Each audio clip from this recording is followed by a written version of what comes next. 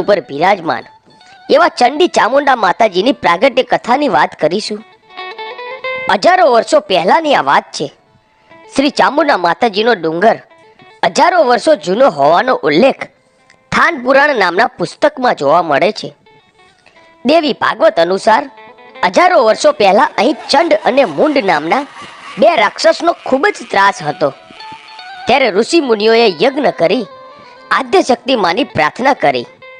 ત્યારે આદ્ય શક્તિમાના હવન કુંડમાંથી તેજ સ્વરૂપે મહાશક્તિ પ્રગટ થયા અને તેજ મહાશક્તિએ ચંડ અને મુંડ સાથે યુદ્ધ કર્યું। મહાશક્તિએ ચંડ અને મુંડનો સંહાર કર્યો। ચંડનો સંહાર કરી માં ચંડી કહેવાયા અને મુંડનો સંહાર કરી ચામુંડા કહેવાયા। આ મહાશક્તિનું નામ ચંડી ચામુંડા પડ્યું। બંને રાક્ષસનો વધ કર્યા પછી ચામુંડા માતા ચોટીલાના ડુંગર ઉપર બિરાજમાન થયા। એક લોકવાયકા પ્રમાણે ડુંગર ઉપર ભૃગુ ઋષિનો પણ આશ્રમ હતો। ચોટીલા ચામુંડા માતાજીના સ્થાને વિશેષ પરંપરા છે। અહીં સાંજની આરતી બાદ ડુંગર ઉપરથી ભાવિક ભક્તો પૂજારી સહિત તમામ લોકો નીચે આવી જાય છે। રાત્રિના ઉપર કોઈ રોકાઈ શકતું નથી।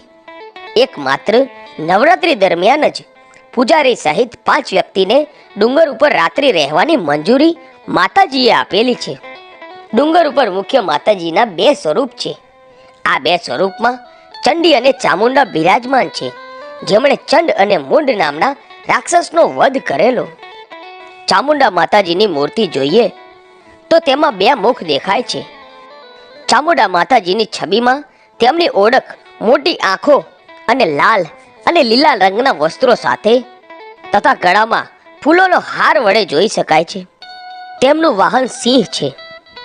ચોટીલાના ડુંગર ઉપર વર્ષો પહેલા મંદિરની જગ્યાએ એક નાનકડો ઓરડો હતો। તે સમયે ડુંગર ચડવા પગથિયા પણ ન હતા, તો પણ લોકો માતાજીના દર્શન કરવા આવતા હતા।